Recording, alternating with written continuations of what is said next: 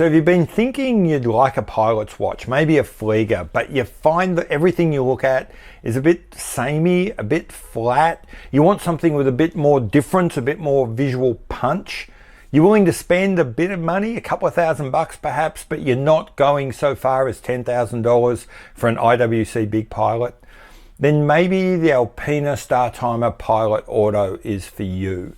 If that sounds like something you're interested in, see me on the other side of the intro and you will get into the critique. One thing I'll point out, this is a critique, not a review. I do not believe watches are white goods. I think they need to be understood more as art objects, and that's kind of how I look at it.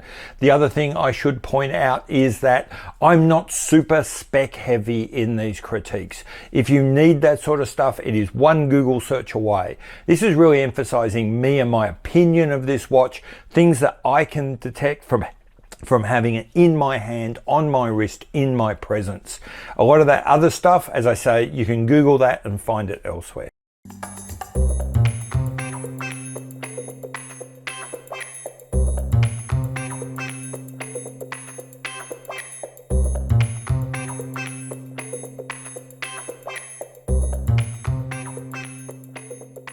Always start this with a really bare bones description, just so that we're all on the same page and talking about the same watch.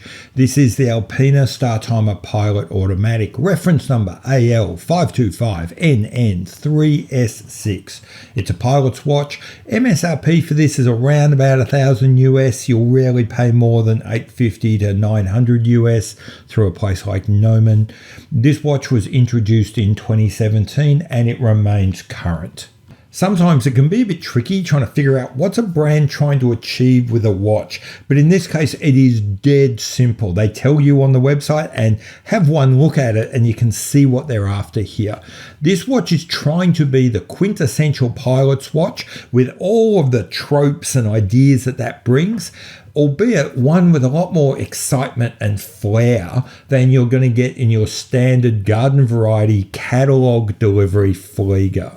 On top of that, Alpina's trying to give you a pretty robust watch, which is accessible, easy to get hold of, and well executed at a competitive price. Let's see how they went against those aims. Getting into it, we start with the looks, and with a Flieger or with a pilot's watch, that starts and probably stops with the dial. Here, structurally and layout, it's a play on a standard Type A Flieger, nothing really new. But where the newness comes, where the excitement comes, is in how the elements of a Type A Flieger have been treated. Here we have a lot more flair than you'd normally expect. Big Arabics, applied indices and Arabics, high polished and substantial hands, all set against a matte black and deliberately featureless dial. That contrast is super effective in giving you great legibility and at the same time keeping the party going with a kind of low-key light show of all the sparkle and glisten of the dial furniture against that inky black sky. The watch looks great from a distance, but then most watches do, but as you get closer, this watch isn't afraid of the macro. It holds up surprisingly well. The date at 3 is this really small, very discreet. Moving back, turning the lights off, everything's pretty much loomed, and for people that are into that, I think you'll be happy. For this watch, the crystal is intended to do nothing more than to protect the dial as unnoticed as possible. AR coating top and bottom means that there's hardly any reflections, and the very faint dome means that all this is trying to do is let you see into that dial. Not a lot of playful distortions or carnival glass effect here. Moving from the dial to the case, there's not a lot to talk about. This is definitely a case designed to let the dial be the star of the show. That really super thin bezel, which is common with most pilot's watches or Fliegers, has the effect of drawing the eye to the dial and forcing the rest of the case into the background.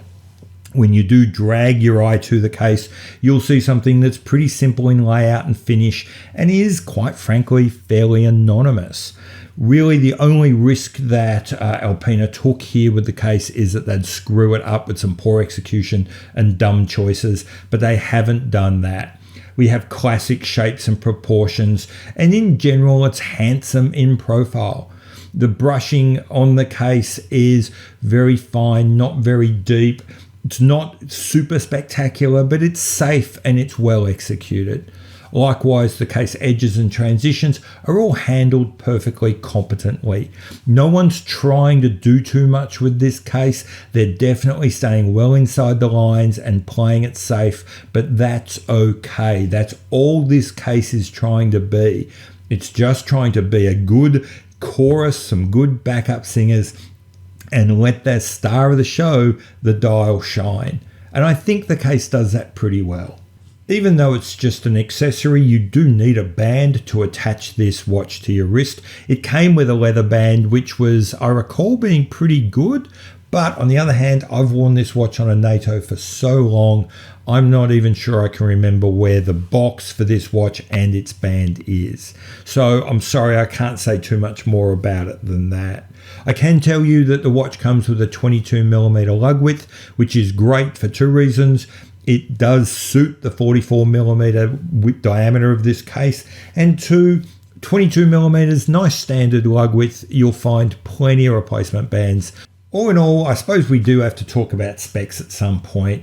Not a whole lot unexpected here. Movement is an AL525. Do a tiny bit of research and you'll find that that's actually a Sellita SW200 base movement.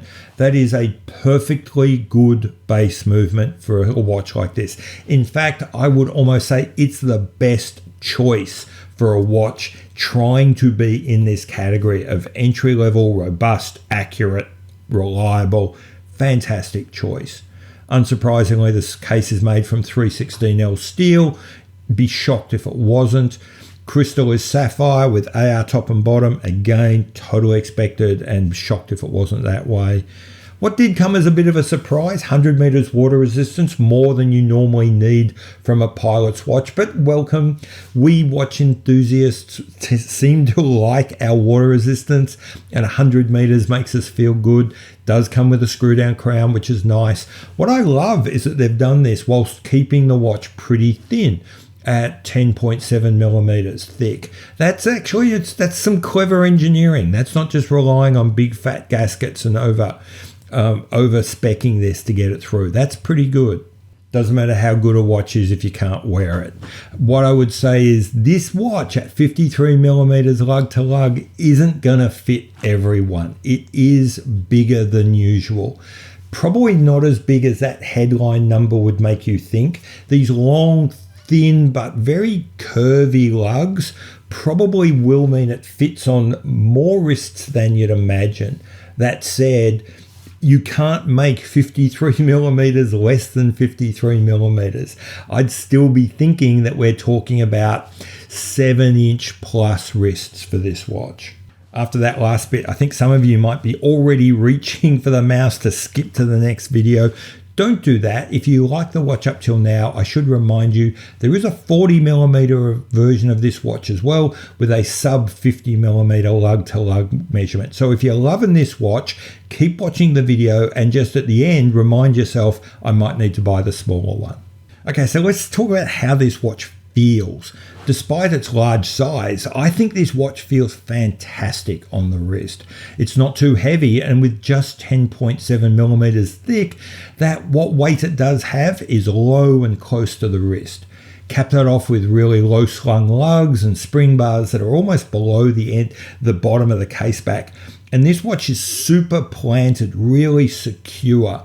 And on top of that, that thinness and the faint sloping of the case back, it makes it just super comfortable. You can wear this watch all day with zero pain points. In the hand, overall, this watch has a solid, but I'll be honest, unspectacular feel. The crown threading and operation of the movement is fine. It's typical Sellita stuff. Clean, not gritty or sandy, but you can't pretend it's buttery smooth either. One thing I should point out is that big onion crown is both great and could be terrible. Great in that it's super easy to thread, super easy to use, so big, so grippy, such a precise edge on it. You will find the position you want every single time. That edge, on the other hand, is a bit sharp, does dig in a bit, and I must admit, I do not enjoy winding this watch. I really am grateful it's an automatic. Wrap this all up with the presence, and the presence of the watch is where that classic diameter measurement of 44 millimeters comes into its fore. 44 millimeters of almost all dial means this watch has a huge wrist presence. This is not a watch that is going to hide under a bushel. That's great because this is a great looking watch. You want people seeing it just as well because they're gonna. Can't talk about art without talking about the artist. Can't talk about a watch without talking about the brand. So let's have a quick talk about Alpina. Sibling of Frederic Constant, Alpina aims to provide that same inclusive luxury at a much more rugged, sporty, casual kind of outlook. If you look back on the history of Alpina, which goes back to 1883, that ideal of rugged, sporty, casual is the very best version of Alpina. Alpina have historically been at their strongest when focusing on high quality rugged tool watches for the ordinary person. Alpina sees itself with a bit of justification as one of the creators of the whole idea of the sports watch. If you go back to their block of 1933 and the original Alpina 4 in 1938. One thing I should point out for what it's worth is that Alpina actually does have a history of pilots and military watches from World War II, albeit from the German side, if that's an issue for you. Ultimately, what that means is you've got a watch here that is absolutely playing to the strengths of that brand. It's a really authentic expression of the history and vision of Alpina. On top of that, where does Alpina sit as a brand? When you're buying it, what are you buying with that brand? It's an interesting space. It's definitely an entry-level brand. So Alpina, with buying an Alpina, you're not climbing that traditional status tree that YouTubers like to talk about. On the other hand, from a geeky point of view, it's a bit of a boutique choice. Alpina is not a big brand. You are not going to get there by default. It's not going to be a brand that you stumble into without knowing a lot about watches. Buying and wearing an Alpina kind of says that you are someone who takes this seriously. I should also point out before we go on that Alpina has largely avoided a lot of the negative vibes of its sibling, Frederic Constant. One, it has a history all of its own, so it doesn't have that contrived feeling that Frederic Constant sometimes has. It hasn't lent on historic patterns, which is a code for other people's designs. And also, Alpina doesn't make a big song and dance about its affordability. It is affordable, but it doesn't have to shout it from the rooftops, which I think is always a nice thing. Okay, so that all brings us to the end of this critique. Let's wrap it up with some judgment. Did Alpina hit their mark? Is this the high quality pilot's watch with all of that, with what that means? Also, does it bring that bit of extra excitement that's going to satisfy people looking for a bit more luxury, a bit more flair, but not wanting to spend IWC money? I reckon they nailed this brief. The overall design is absolutely on the mark. One look at this and you know pilot's watch. One look at this and you also say more than a pilot's watch. These are a lot more bling, a lot more excitement, a lot more just oomph than your standard catalogue flieger. Getting past the looks, this watch is rugged enough. It is well spec'd enough. It is well executed enough to meet the brief. Is this an IWC Big Pilot competitor? God no. But then that is a watch that costs 5 or 6 times what this does. It's not, this watch, the Alpina, isn't trying to go up against IWC. It can't because it's an Alpina. Alpina just doesn't carry that much weight. That said, the brand is solid. It has a real history in the field and with this style of watch. The watch itself therefore feels authentic, it's not contrived, and whilst it's not trying to climb the status tree of the watch hierarchy, it is a brand that's going to get you a quiet, appreciative nod from fellow collectors, and it doesn't come with any real baggage. So overall, the watch gives you everything it set out to do And I haven't really spoken about this, but it does it at a really competitive price. At that $850 to $1,000, you are not going to get a better watch until you are spending many multiples of that price. And I think it really is a great entry-level pilot's watch with a side order of pizzazz.